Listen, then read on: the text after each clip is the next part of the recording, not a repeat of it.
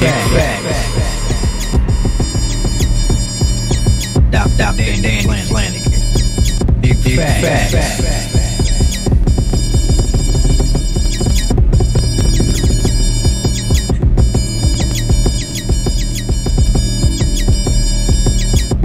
Dan Flanagan. Big facts. Big facts.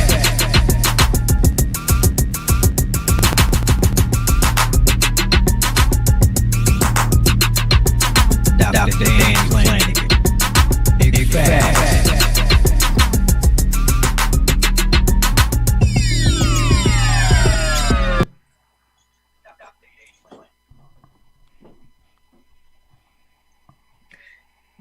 Let's go. Monday night, we're here live. Big facts, Dr. Danny Flanagan. We are here and we're going to get started. I'm just going to wait till my audience logs on tonight. Y'all, let's go. I know I missed you guys last week, but we are here tonight and we just have a few things we're going to do. So I'm just going to wait until I get a few people on tonight. I didn't do a whole lot of advertising about tonight's program. So we're gonna let this flow tonight. We're just gonna flow tonight, and ride the ride the wave. That's what we're going to do. So I see we have a few people coming on. Welcome to Big Facts, Sean Williams. Welcome. I see my mom is on, Pastor Helen. Hey, Mom. Welcome. Big Facts. We are on right here on the Mix Station Radio. I'm excited at what the Lord is doing for Mix Station Radio as well. So I need everybody to come on in and make sure that you are sharing as you're coming in. It's Monday night. One of the safest places to be on a Monday night is with your host, Big Facts, with Dr. Danny Flanagan. And so we have a nice program that we're going to air tonight. And so I want y'all to come on in, get comfortable. There's a lot that we need to just get off our chest. There's a lot we need to discuss.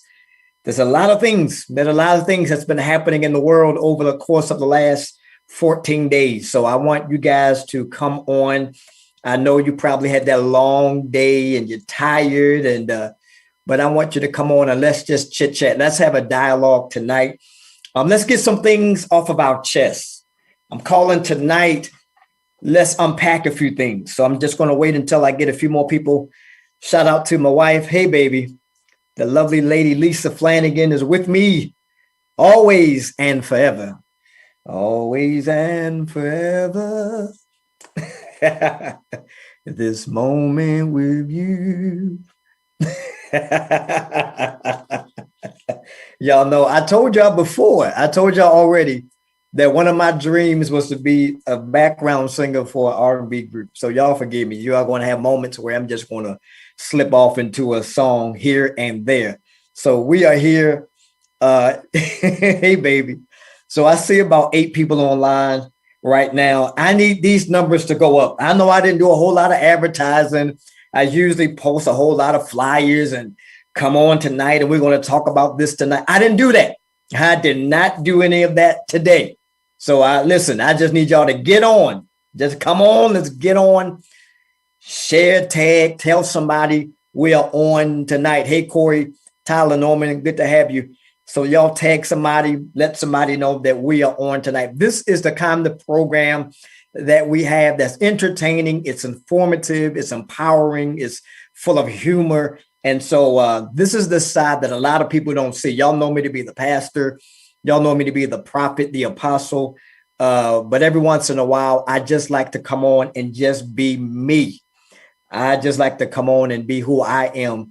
And that's what this show is all about. So we're going to have a good time tonight. So I want everybody to come on in and tag and share and let somebody know that we are on. Now, listen, hey, Roger Lyons, if you have not subscribed to my YouTube channel, I need y'all to do that tonight. I need you to go to Apostle Danny Flanagan and make sure that you subscribe to my YouTube channel. It is so important that you get on there and follow me, subscribe, so that way you can get all of the updates that the Big Facts Show is doing, and as well as you get to see the Reformation Life Center worship services, our prayer nights. So there's a lot that goes on my YouTube channel. So I need everybody to go to my YouTube channel tonight.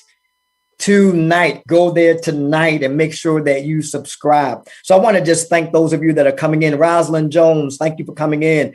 China Cardwell, thank you. Cameron Evans, thank you. I appreciate the love. You guys come on in and let us have a great time discussing some things that have gone on over the last few days, last few weeks. We want to talk about these things because you know what? We are bombarded with so much, just watching the news. If this pandemic has not been enough pressure, I listen, we've been dealing with this for now over a year, and there's still other countries that are, the numbers are spiking up, and here we are still dealing with it, and people are being vaccinated, and now there are certain things that are happening as a result of side effects with the vaccines. So there's just so many things that's happening. And I think at some point we have to have the kind of dialogue where we can come on and just share. We can talk. And I think that tonight is going to be one of those good times that we can talk. Hey, Deacon Rivers, I see you on the night as well. Hey, Valerie Garland. And so there is a phone number that is on the screen. I don't know if it's up there now, but my engineer is going to put it up on the screen. Brother Marcus, that's my guy. He's going to put that number up. And I want you guys to call in because we're going to talk about some things that have been pressing, and so tonight is not going to be about COVID. I know you guys are probably kind of, tired of just talking about COVID-19. And there are so many other things to discuss other than COVID.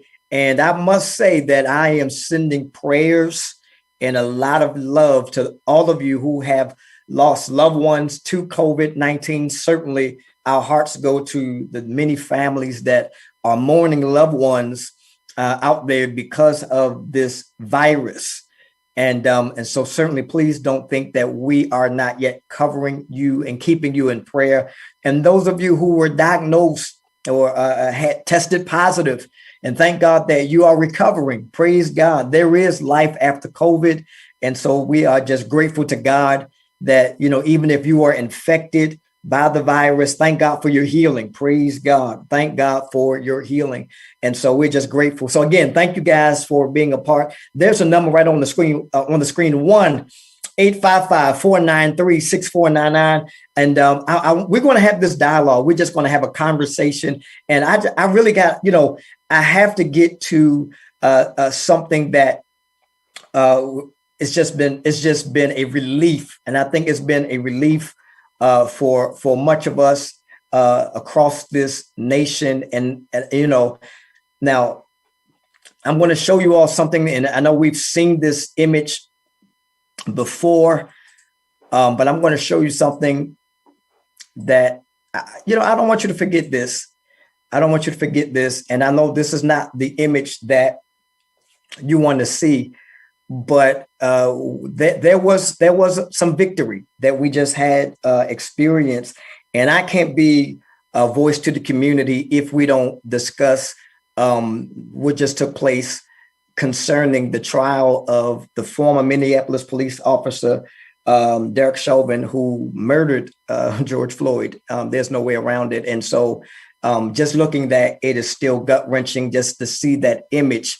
It is still hurtful. I'm not going to keep this image up too long, but there is an image that I do want to make sure that you see more so than that image of Chauvin's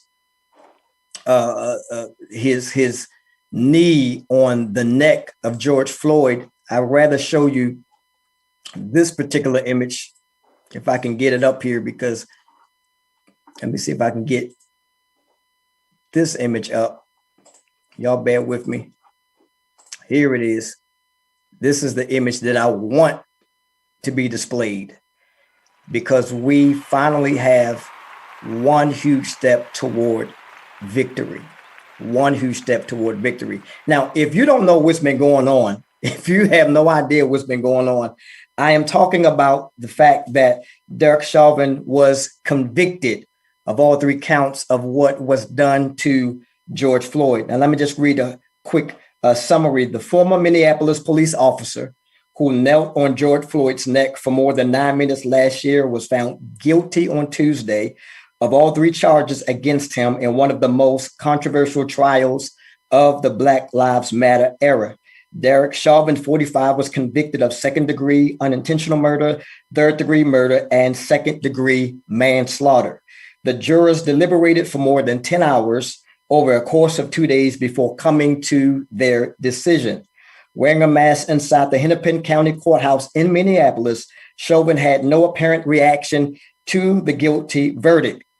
Afterward, his bail was revoked and he was placed in handcuffs and removed from the court through a side door. He was taken to a facility in Stillwater, Minnesota, about 25 miles east of downtown Minneapolis, officials have stated. Now, you know, I was brought to tears when this was handed down, because I think a lot of times as African Americans, we have this feeling that, you know, once again, things are going to be swept under the rug. Once again, there won't be any justice. But we're thankful to God that we did see justice prevail, not just for the family of George Floyd, but for us as a people.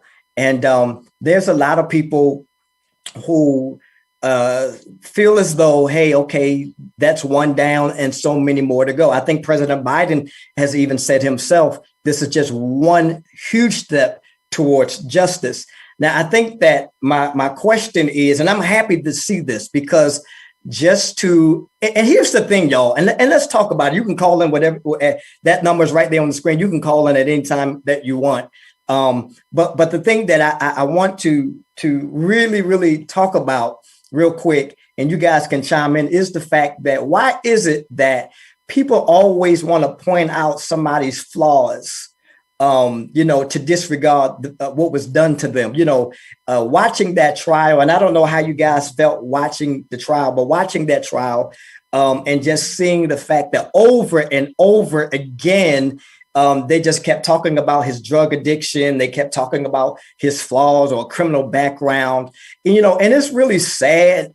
It's really sad that, we have to have our past always brought to the forefront of any situation that causes our demise. And I don't know how you guys felt about that, but watching that, and I'm glad that things did go on our side. And I say our side because that was a huge victorious win for those of us, the Browns and Blacks and African Americans.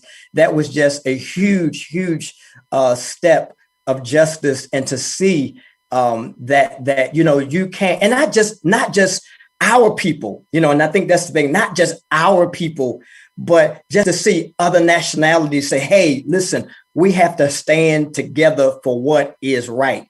And so, but I think, and not even just in this instance, but it's just sad to know that, no matter what we do in life, it seems like somebody is always trying to pull out what you did, how it was, what happened in your life, and make that the highlight, and I just feel like, I'm grateful that God did allow the jurors to see the evidence before them. And here we are, as President Biden said, and as so many others have said, that we are now walking toward a huge step of victory for our people.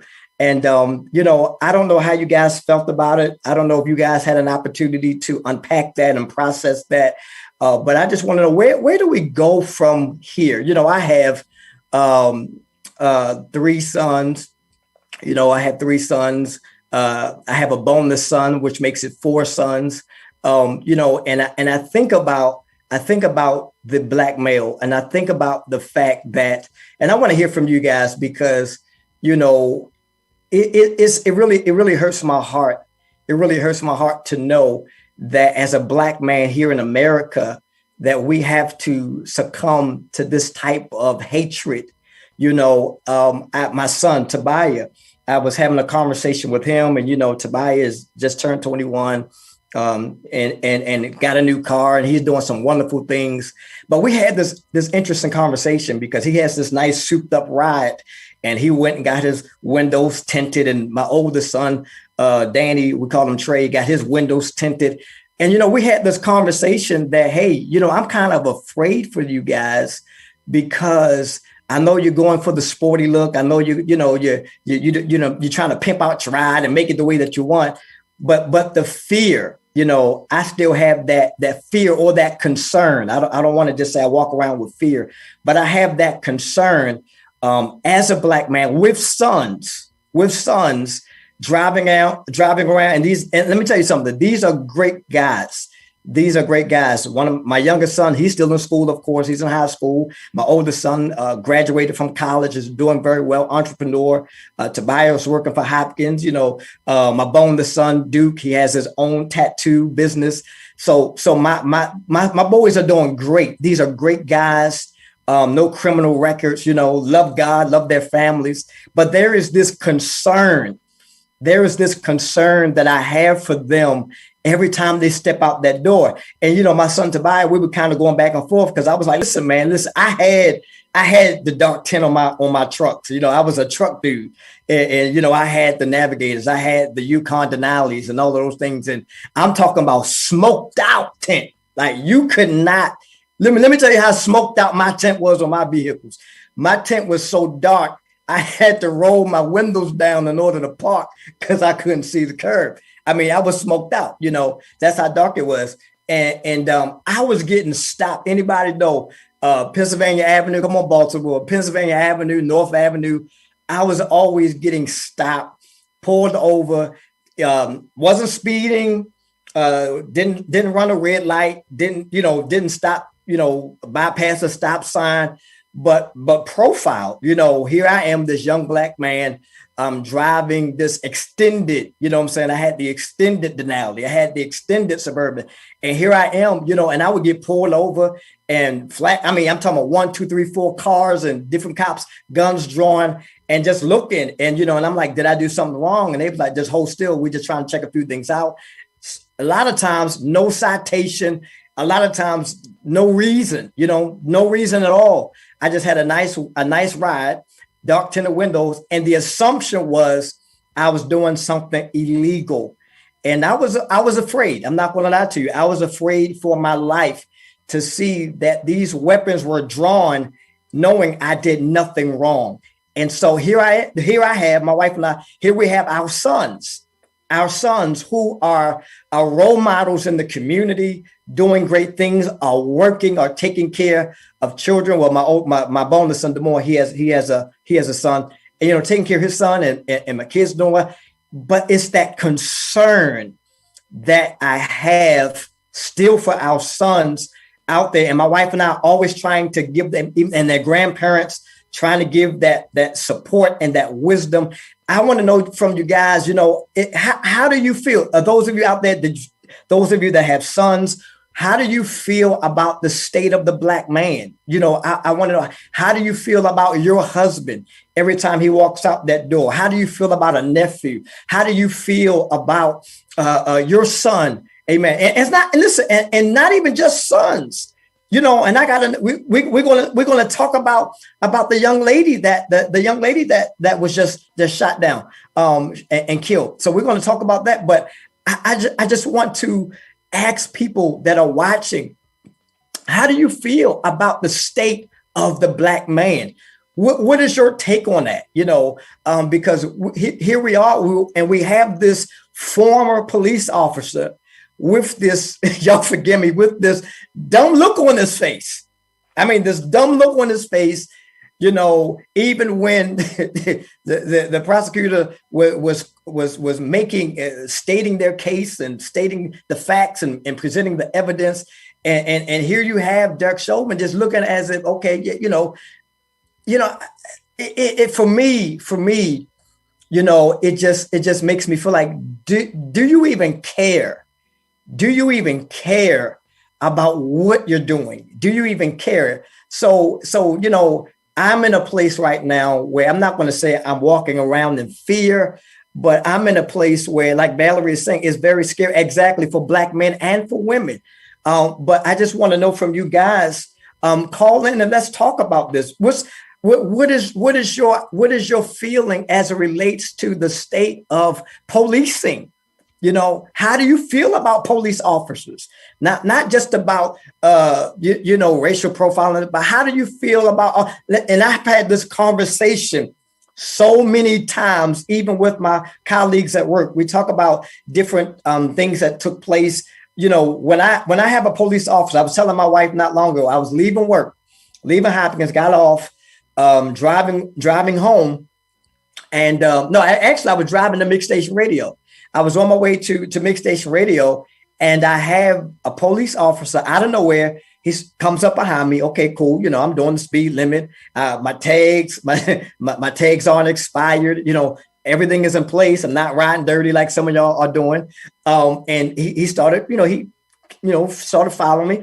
No problem. And I switched lanes. He switched lanes. I'm driving a few blocks. He's driving a few blocks. But can I be honest with you? I'll be honest. And it was broad daylight.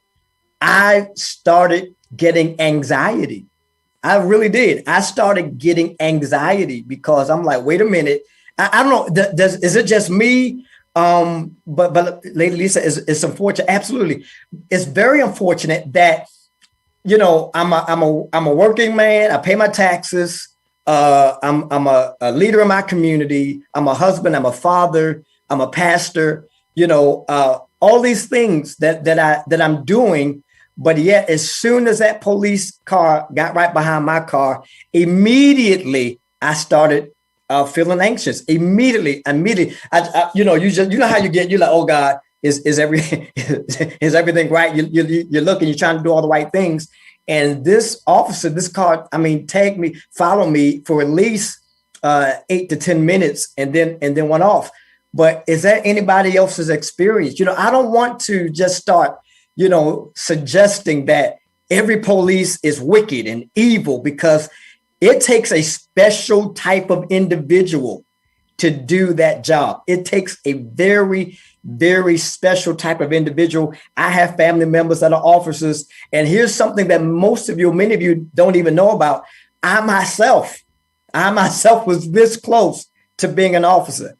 I was this close to being a state trooper. Went through the agility test, passed everything, but I guess it just wasn't God's will, because I'm the one. I backed out of that. I forgot why I didn't want to be. I understand why.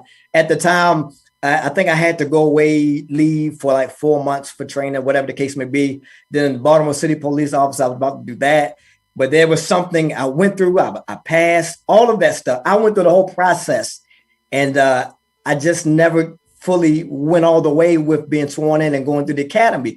And I just figured God has other plans for me. But that's something that I really wanted to do, because, watch this, I wanted to truly protect and serve.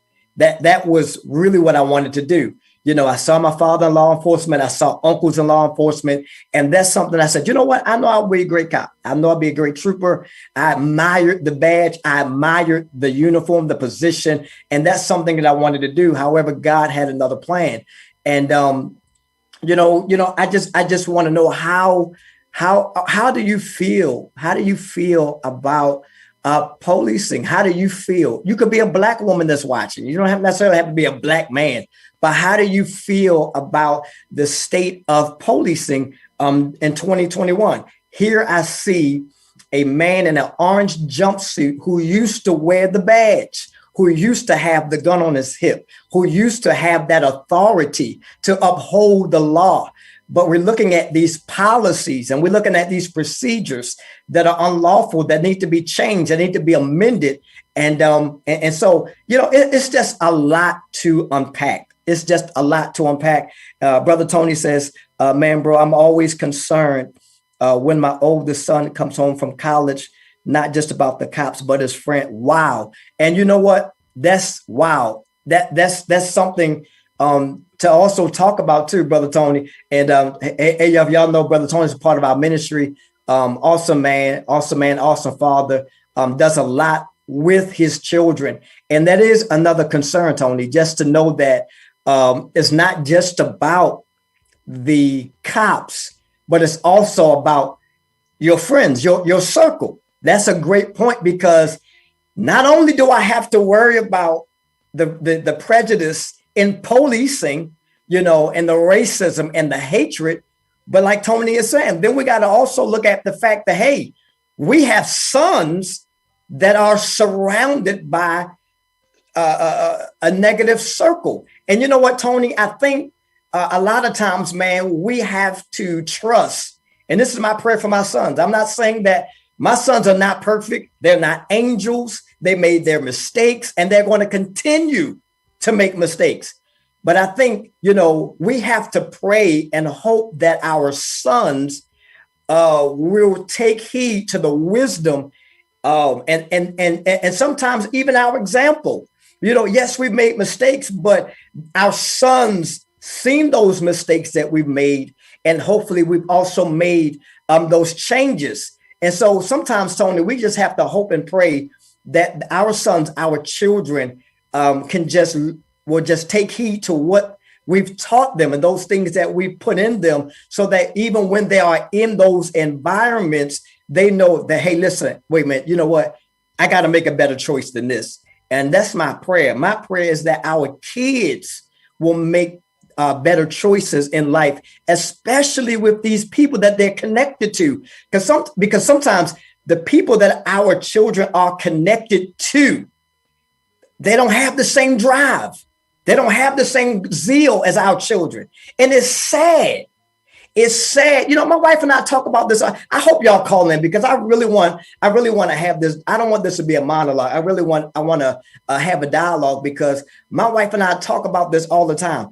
And Lady Lisa and I, y'all know we are movie buffs. We love movies. And every time we watch a movie and somebody's always being set up, somebody's being robbed, somebody is being betrayed, or whatever the case may be, oftentimes it's always by somebody in the inner circle. As Brother Tony said, it's always often the circle. It's the association, and it's crazy.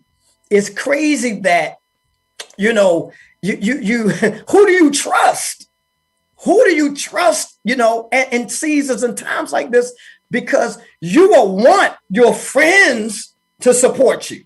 You feel me? You will want to, you know what I'm saying? You will want to make it, start the business, make some money, and you will want your friends to be happy for you. But listen, all you got to do is look at Murder Inc. Go to IG, look at Murder Inc. You'll see oftentimes our young Black men are being murdered by people that they know. We have a call on the line. Let's talk about this. Big facts, Dr. Flanagan. Caller, where you calling from? Who am I talking to? Hi, you're speaking with your wife, Lisa Flanagan. Hey, baby. How you doing, honey? I'm well. I just wanted to make a comment on what you were speaking on as far as our sons and daughters. I've always taught my son that although you may never be in the wrong and we know our rights, but sometimes knowing these things and trying to speak to the officers about your rights, it don't always work for us. Right. I know life isn't fair, and some people are able to get away with certain things that we can't get away with. So sometimes your lip service is not always necessary. You can't always do what everyone else do, because they can get away with it, but you will not always get away with it. It would take the wrong officer to, he's been through things before, getting pulled over, driving my car is getting pulled over because he was young and they was looking at the car that he was driving. So, yes, they would snatch him out the car, slam him to the ground, and he'll laugh about it, but it makes him even angrier because he's laughing. So like I told him, you laugh at everything, but sometimes you have to control your actions with certain officers. And it's sad that he has to always, it's not that it's making you a coward or that it's you just being smart. And sometimes you just have to adapt to the situation of what's going on in order sometimes to survive. Some people probably have done that and was still shot or killed or abused or whatever. But if you can, just try your best not to always, irritate them or say something wrong that that will turn them into another person. So sometimes you just have to just be careful and be mindful of the people that you're dealing with. Absolutely, baby. You're right. We talk about this topic all the time. And one of the things that you and we do a lot. I don't know if you guys ever watched YouTube videos where it's called cops being owned. A cop being owned is people who know their rights and they try to put their cops in their place. In other words, unlawful searches, unlawful when they just roll up on you and just show me your ID, and there are laws in place that say I don't have to ID without probable cause, things of that nature, and knowing the difference of being arrested or being detained, that kind of thing. So like you're saying, baby, we've seen the attitude, I know my rights, and, and they just go off, and that's a big debate too, baby, because a lot of people say, like you said, we should not have to, I guess, I don't want to say change our behavior in a sense, but we shouldn't have to kind of always explain ourselves. But that's a big debate that people are having because they're like, well, I'm a grown man, That's you stop true, but unfortunately, right, correct. But unfortunately, in the real world, we would love for it to work that way for us, but it doesn't always work out that way because, a lot of officers, I'm not saying all of them, but there are enough of them out there, whereas they make it difficult and they make it hard. And just like Brother Tony said, even the officer that's with the person that's acting out, he should at least step in, especially if you know your partner is wrong. If you know they're it's too much force, you're doing too much, hey, just step in and just like, come on, you're doing too much. It's good. They're straight. The life is good. Let's just let them go. But you always have that one that will not just want to show their power. And it's not necessary. They didn't used to do this all the time before. But I don't know where it just got so out of control that power has to be shown for some reason. And it's so unnecessary. It's not necessary to everyone. And, I just wanted to, put my little opinion in there about, because we do have sons and, sometimes you fear that if you get that call at nighttime and, your bonus son, he'll call 10, 11 o'clock at night. Nothing's wrong, but just the fact, oh, my God, what's going on? What happened? But, it's a scary thought. But, I leave them in God's hands and just keep them covered, keep them all covered. Pray that God can continue to protect and watch over all of them. So that's all I wanted to say. Thanks, baby. You. I appreciate your call. I love you. I'll see you soon. Love you too. Okay. And you know what? And even my mom made a comment as well. And you guys keep the phone lines ringing. My mom made a comment as well. My mom says, and I see you, Brother Tony. I know you got to go to work, man. Go ahead, black man. Go ahead and secure the bag, bro. My mom said, and my wife was talking about the officers who's watch and stand by. And Pastor Helen made the comment. She says, if you see something and say nothing, you are just as wrong as a person who commits the act. And that goes whether you're a police officer or even a friend. If you see something and you don't say nothing, you're just as wrong. You understand what I'm saying? And it's sad that we supposed to be boys and we're supposed to be friends and we're supposed to be connected. But yet, you're going to just stand by and allow certain things to happen, and so listen, let's be more accountable. Let's be more accountable. This show is not just for us to preach and teach and prophesy. Let's be more accountable. This show is to also raise a level of awareness because, we always say, I'm my brother's keeper. But is that really the case? Is that really how you feel? We say we love each other. I hear this all the time. I love you, man. You're my boy. You're my home girl. You this, you that. But 9 times out of 10, most of the time we'll just sit back and watch people fall, watch people fail, watch people, And so when do we as a people become, we stand up and we take on that responsibility of saying, you know what, I'm going to look out for you. But here's the thing. Oh boy, I'm getting ready to start some trouble. Here's the thing though. And I get it because we can be, and I'm talking about our people, we can be so stubborn because here you have people trying to help you, trying to guide you, but we don't want to listen sometimes. I don't know anybody out there. Anybody out there can feel me on that one? Or, you can call them. We can talk about this because you have people out there that you're trying to help. You know what I'm saying? And they don't want to take the advice. But every time you turn around, here they are back in another ditch, back in another pitfall. Why am I continually trying to bail you out and you don't want to help yourself? Are you feeling me out there tonight?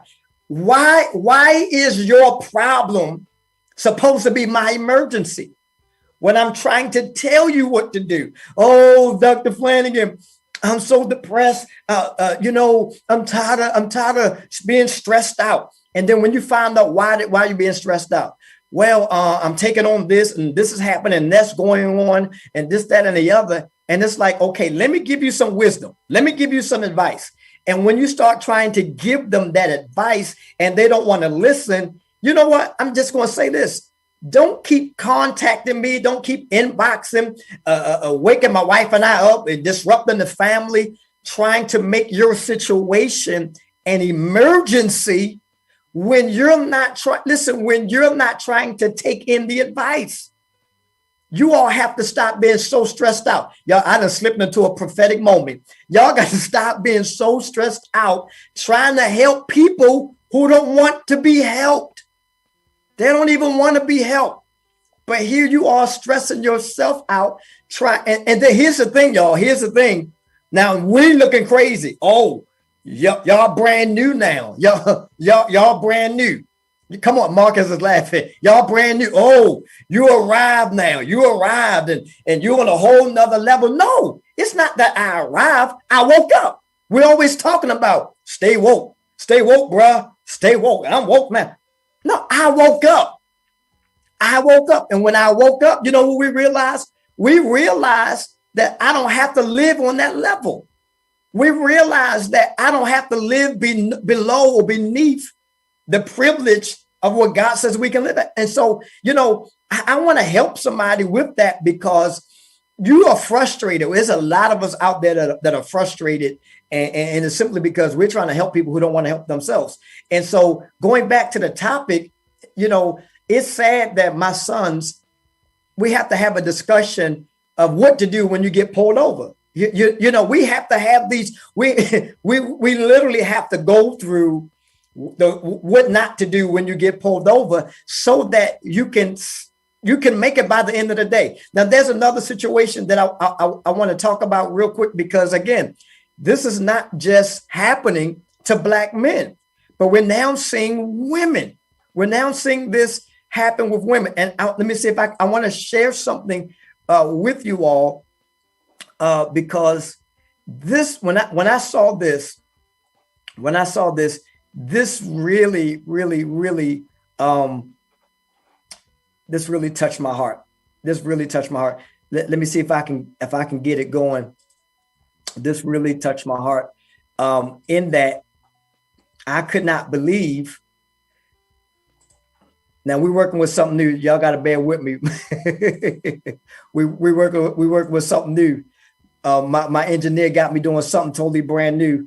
And so we have merged Zoom and what we got, Marcus? Zoom, and we're doing StreamYard all in one. So we done mix these both together, and so we're just trying to get these things going. But I want to show you something. Now this is kind of graphic. But I want to show you guys this right here. Here we go. We got it, Marcus. Here we go, buddy. It's all right. Take your time, brother. He's talking about it's all right. Take your time, brother. Hold up. I hopefully it'll let me play it.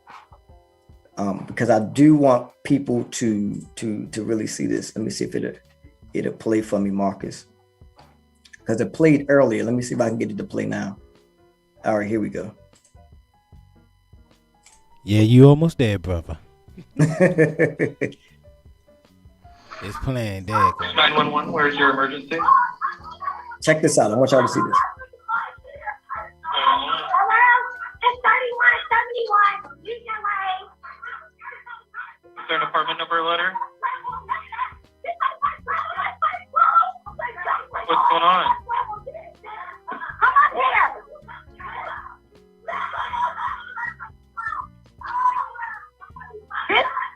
The Ma'am, you address need to talk to me. is 3171. We got these grown girls over here trying to fight us, trying to stop us, trying to put our hands on our grandma. Get here now. Have you seen any weapons?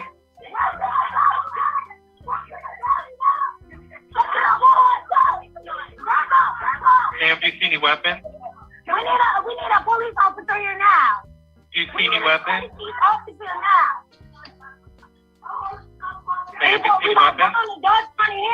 No!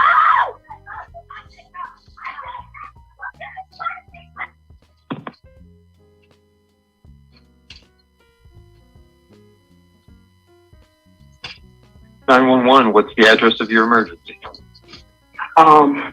It's on Legion Lane. What's the emergency there? Oh, well, never mind. The police are already out here. Never mind. Thank you. Hey. What's going on? Hey, what's going on? Hey, hey, hey, hey, get down, get down, get down, get down. No, you ain't shoot my fucking baby. You shot my baby.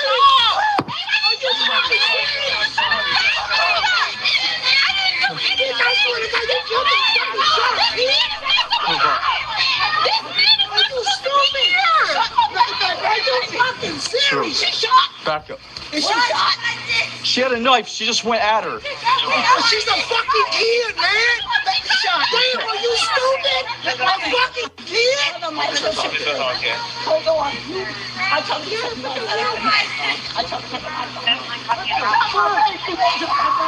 Oh, y'all motherfuckers. I'm on my chair. I'm telling you now. That shouldn't even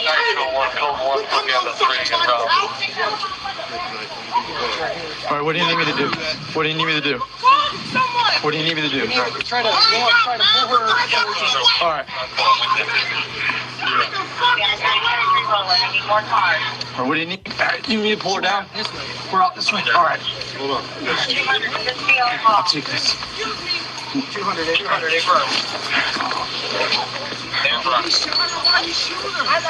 She came at her with a knife. A kid with a knife. A fucking baby. You shot her cousin with a knife.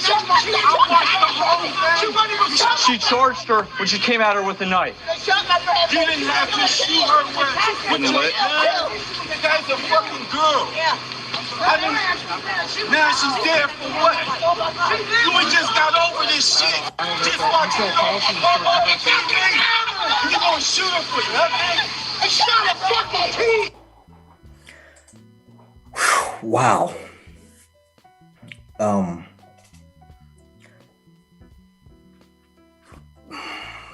Told y'all we had a lot to unpack tonight. Now, first of all, forgive the language that you heard. This was another angle of the body cam that the police officer was wearing. Now, this one right here is it's kind of tough. This is tough. Let me just read the synopsis real quick. Columbus, Ohio police have just released the name of the officer who shot and killed 16-year-old Makia Bryant, saying Officer Nicholas Reardon fired his weapon after police were called to the scene Tuesday afternoon due to a report of a disturbance. In an update on Wednesday, Columbus police revealed more details about what transpired, including releasing the 911 recordings and police videos of the shooting. Bryant, who was black, died after calling 911 to ask for police to come help protect her from a group of other girls who had threatened violence, her family says. State authorities are investigating her death. Video from the scene shows that Bryant was holding a knife. When we need a police officer here now, in quotes, a female is heard telling a 911 operator in one recording as yelling is heard in the background. As the noise adds, we got this. Grown girls over here trying to fight us. Interim Police Chief Michael Wood said police are not yet certain whose voice is heard on the call. The second recording is very brief, ending when the caller saw that police cars were arriving. Officers who responded to the scene in a residential neighborhood knew only that a disturbance was going on, Wood said in an update on the incident. Columbus police released 3 videos from officer-worn body cameras on Wednesday, along with audio from 2 911 calls. Now, that was very hard to watch. I'm sorry that you had to see that. For those of you who did not see that, brings tears to my eyes. Very disheartening to see that. I'm just trying to just take this all in. My wife and I, we have daughters as well. We have sons, we have daughters. Now, here is the situation, and you can call in, you can put it in the comments as best as you can, but I'd rather have you call so we can kind of just talk a little bit about this, because there is so much to unpack in that situation. Wow. I don't even know where to begin. You have some people who say there was too much force. Didn't have to do that. Did not have to kill that 16-year-old girl. That was just brute force. Did not have to do that. He could have used the taser, shoot her in the leg, all these things that we have. You hear that side. Then there's the side of the young lady. I don't know if you noticed in that video, I don't even want to show it again, who was wearing a pink bodysuit, looks like. And the young lady who was killed had the knife. And it looks like from the image, from the video, that she was lunging at the young lady. And so you have those that are saying, had that been your child, you would have wanted the police to take her down. Simply because had it been your child, she could have been stabbed to death. And we would have been blaming the police. Hey, you stood there and let that person stab or kill my child. What do we do with this? Really, I'm lost for words.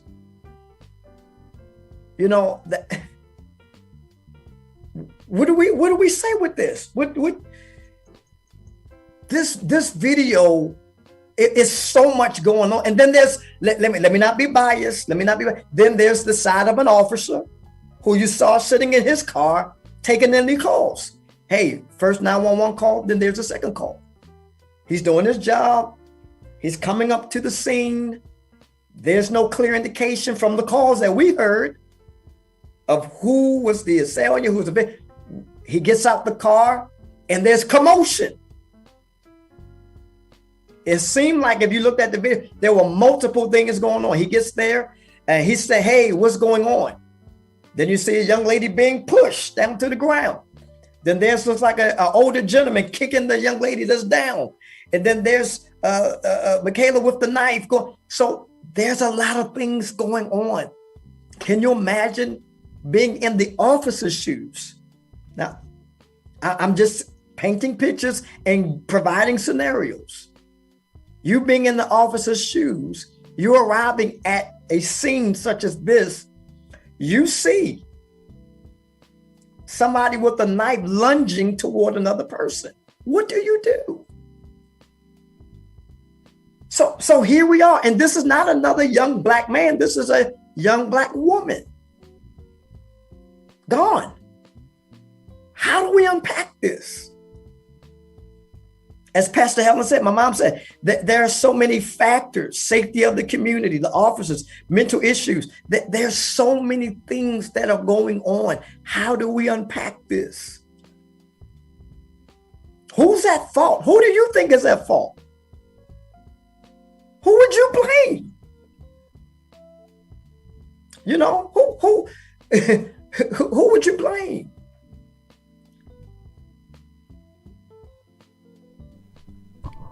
Y'all forgive me. I'm kind of speechless, and I usually don't have no problem talking, but this has me. Well, Go ahead, Danny, Marcus. I think we gotta blame the system, because the system failed the young lady. You know, from the jump, the system really failed the young lady. Because she was already, I'm reading on the backstory, she was already in foster care. So she was already caught into some mess just with the foster care system. And I really think that we got to blame each other, because what did all of this lead up to? You know what I mean? What's the real cause? The beginning cause? The real cause, because the world just don't have love sometimes. Absolutely. You know, so I really, we blame each other, man, because no disturbance of this should be handled with police handling it. Where was the adults to handle this before it got to that point? I was waiting for you to say that. You know, I was waiting for you to say that. Where were the adults? Now, I don't know how old, Marcus, did you see the guy kicking once the girl got pushed down? Yeah. He's kicking her. Now, I don't know how old he is, but like where were the adults? Yeah. Where are the parents? Yeah, where they at?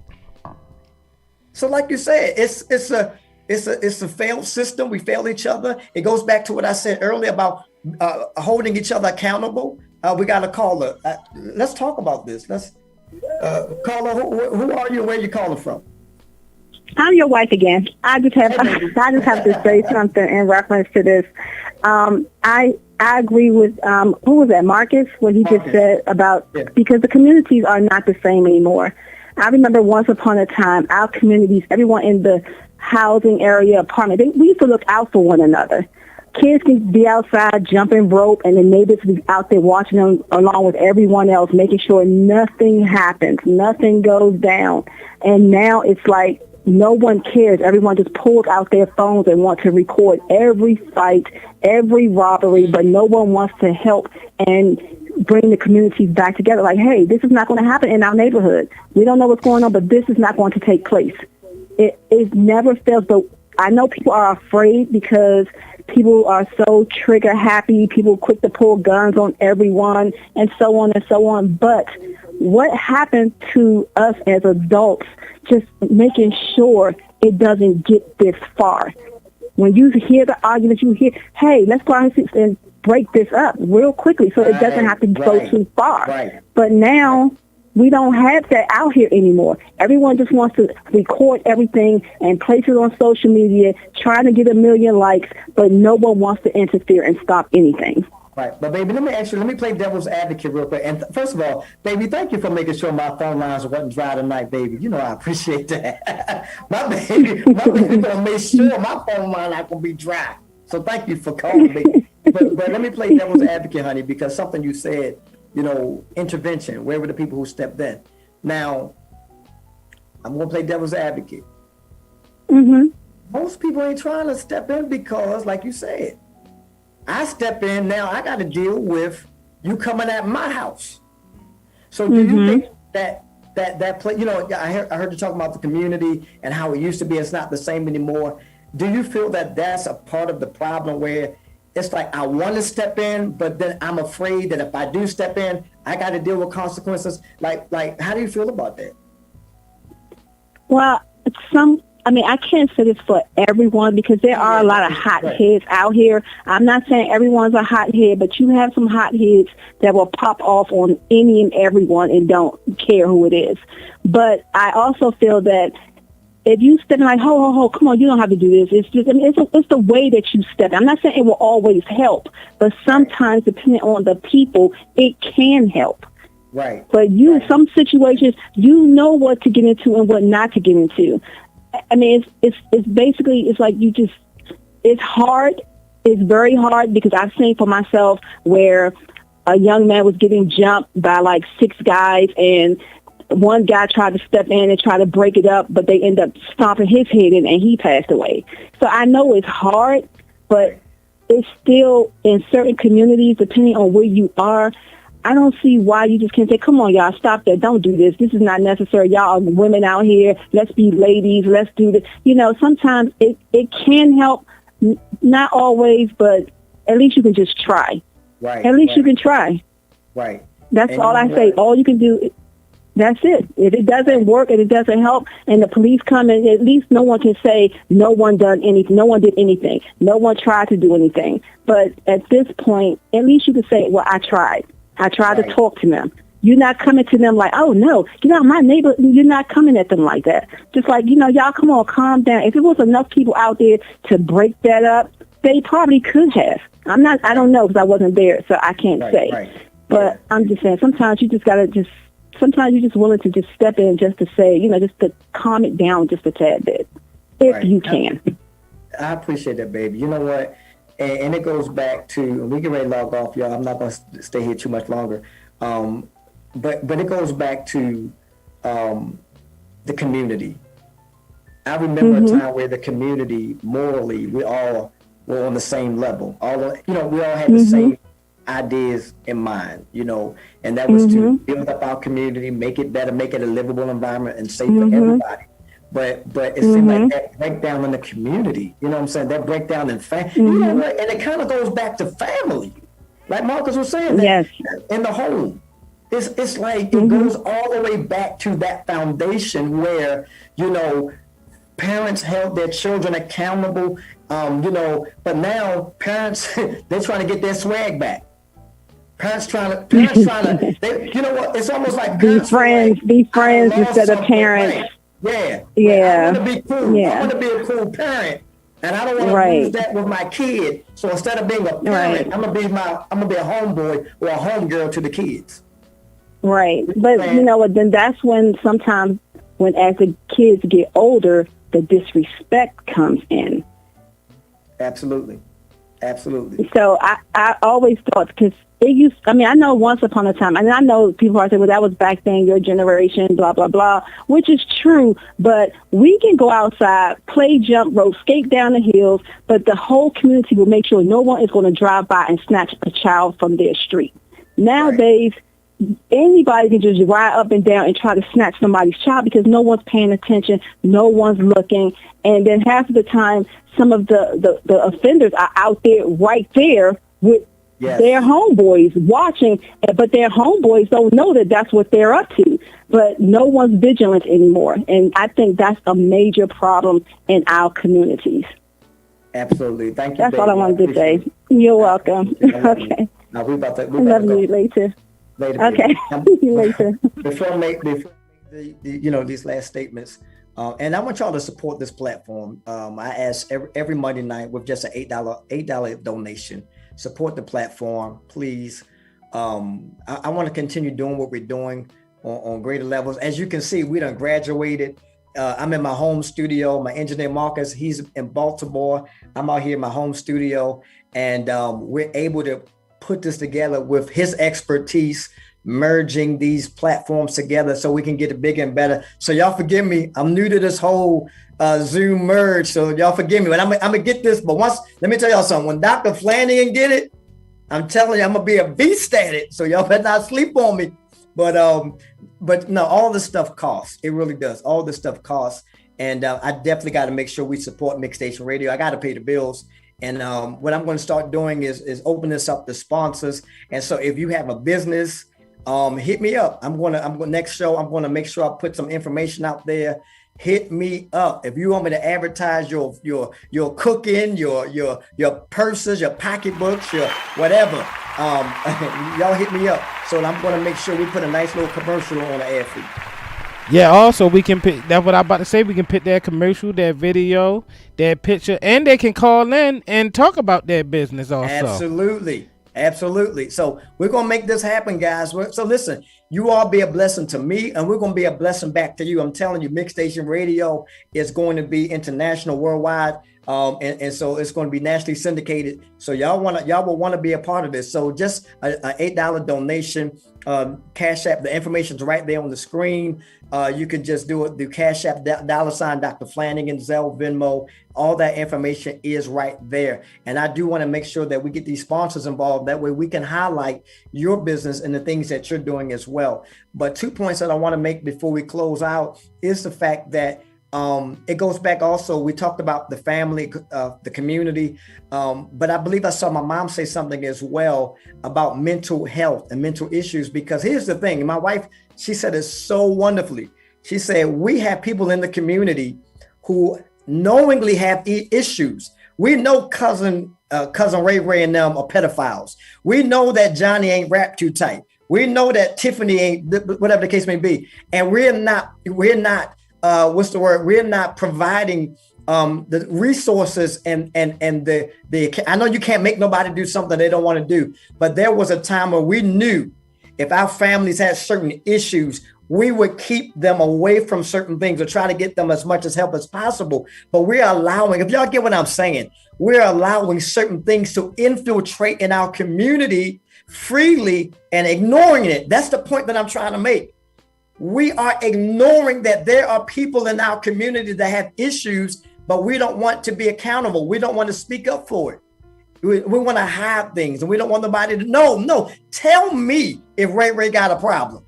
Tell me. Let me tell y'all something. My mom, I don't care if you were family or not, she's still on here. My mother would not allow us to go over certain family members' houses because you knew.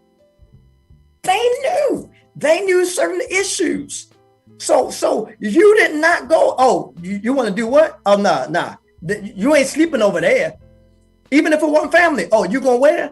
Oh, no. My son, my daughters, they ain't staying over there. No, and if they did, my mom and dad would do an inventory. They would come to the house, see how clean it is, talk to them. Listen, there was no kids making plans. Where we get this from? Kids now making plans. Oh yeah, and by the way, my dad, next week I'm gonna do. You doing what? We have kids making plans. There were no. Parents made plans, and parents knew who was going to be over there.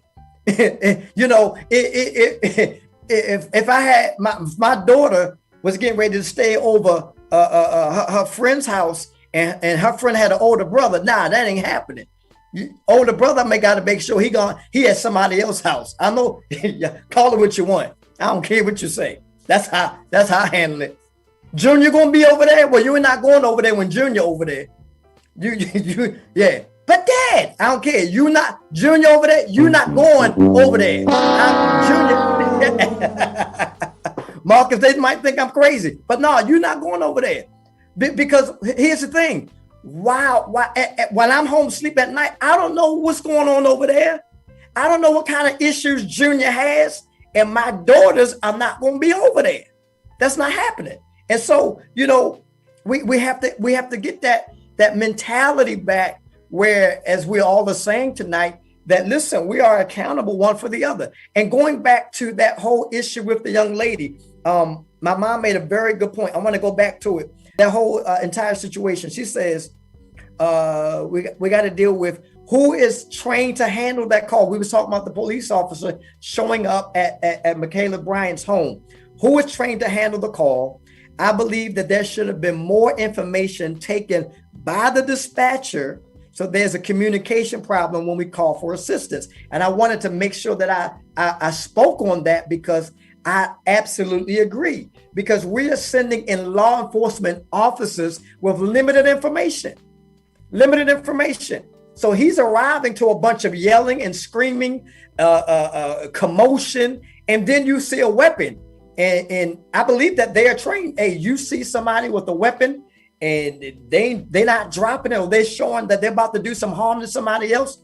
They are trained to take that individual down. So I agree. There's a lot of things that have to be a change with policy and procedure, so that way we can start preventing a lot of these things from happening. So I want to just say that out there. This has been a great show tonight. Hey, Brother Tony, you better get back to work, man. You better get back to work. But once again, you know, I appreciate you guys for making this program what it is. Listen. Let me tell you how blessed and what God is doing during this pandemic. Because I always say this pandemic does not have to be a curse. You can take this pandemic and apply God's grace and mercy and his wisdom, and God can produce something great. Every day I do a 1 minute word of the day. Every day. Those of you that join me every morning from about 7:15 to about 7. I don't know, whenever we end. My wife say, you need to stop saying 1 minute word of the day. It's false advertisement. It's more than a minute. It might be about 5 or 6 minutes. But anyway, it's powerful. But let me just share with you what God is doing, because the 1 minute word is going around the world. I'm having people from Africa and I think Africa and Puerto Rico and I think London. I'm telling you, they are listening and they're being blessed by the 1 minute word of the day. And let me tell you, my own engineer, my own co-owner of the Mix Station Radio, he called me up, and y'all might not know that, but Marcus is a phenomenal DJ, and so he said, "Hey, Apostle, I'm getting ready to do something, man, on the first Sundays of each month, and I'm going to let him go ahead and talk about it. But let me just share my little part in the whole part of it." He said, "And what I'm getting ready to do is going to be big." And he said, "Pastor, I just got to ask you one question. Can I use your 1 minute word segments to help start off what I'm getting ready to do?" And I want y'all to know I am honored and I'm blessed. Marcus is going to share what he's getting ready to do. But Marcus, man, I'm telling you, man, I just want to say thank you, man. But share with the people what you're getting ready to do, man, and how you're going to include that 1 minute word. Well, what I'm about to do is I'm going to be doing a gospel house mix every first Sunday of the month. I'm looking around maybe 2 to 3 o'clock. I'm going to make a flyer. And what I want to do before I even start the mix, I'm going to play the 1 minute inspiration by Apostle Danny T. Flanagan to start it out, because I believe in starting in something very right. You just can't go into this type of thing without no words of inspiration before I start the gospel house mix. So I'm going to be doing that every first Sunday of the month, maybe 2 or 3 p.m. It's probably going to be a nice gospel house mix for a whole hour. Wow. So listen, y'all better check. Listen, y'all better follow. How do we follow it? Just go right to the it's going to be on Mix Station Radio app and on Mix Station Radio page and on my DJ Black Dynamite page, Marcus DJ Black Dynamite Facebook page. So and on all the other entities. Hey, listen, we're going to do this. It won't be on YouTube, though. YouTube? I can't put it on YouTube. We're doing it. Listen, he's doing it big. It's going to be all over. So on Sundays after church, y'all can go home and y'all can crank it up. Y'all know how y'all do. Y'all can get with it. Y'all You want to work out to it, jump rope, dance a little bit. Listen, he going to get you lit. It's going to be nice, y'all. Yeah. We're going to start out with that 1 minute word, and we're going to go right into some gospel house music. Gospel house music, y'all. Yeah. Saying Baltimore is a house city. Oh, hey, listen. Oh, hey, you know what, Marcus? We're going to have this show, and I'm going to have me and my wife, because, she from DC. And you got the house versus go-go. House versus go-go, baby. House versus. Hey, I did a party like that before. Really? Let me tell you what happened at our wedding reception. At the wedding reception, we had a go-go and Baltimore house face-off. It was wow. Dope. It was dope. So everybody on her side from DC, all my folk from Baltimore, boy, and we did it big, man. It was dope, man. It was a crazy reception and how we did it. But you know what? I can't lie. I kind of like go. I like the go-go. I love it live. I love live music, so I love the go-go. So yeah. But the house helped you lose weight.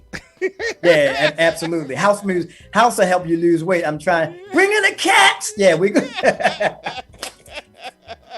Yes, sir. You already know. But listen, y'all, we get ready to get out of here. Did y'all donate yet? Y'all donate. Y'all send something so that way we can continue doing what we're doing. We're having a great time here. I'm telling y'all, listen, don't show up when we blow up. I'm going to say that right now. Don't show up when we blow up. Y'all might be saying, oh, his little, let me tell you what people say, Marcus. Oh, his little show. Oh, yeah. I checked out his little radio y'all know how that little show on Monday night. I saw that little show. Y'all know how people do. Our people. It's always us. That's how it's going to be, man. You know what I'm saying? But it's all good. Don't show up when we blow up. It's all good. God is all in this. This is all ministry. We are all excited. So make sure you sow and be a blessing to the platform. That's my time. We out of here, y'all. Thank you for joining. We're going to have another discussion. And listen, Mother's Day is coming up, and I am so looking forward to doing a Mother's Day edition with me, my sisters, and my mom. We're going to do it. We're going to do it. We're going to do it. We're coming to the Mix Station Radio studio. I'm going to have my sister Danielle. I'm going to have to get some flowers in here. I'm going to have to get some flowers in here now. We're going to pamper them. Yeah, it's going to be awesome, man. It's going to be awesome. But I want to say thank y'all very much. This has been a very thorough discussion, and I appreciate y'all. Love you. We out here.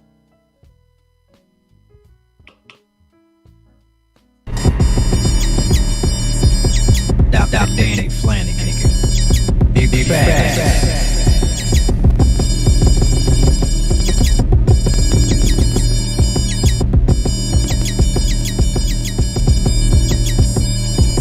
Dr. Danny Flanagan. Big facts.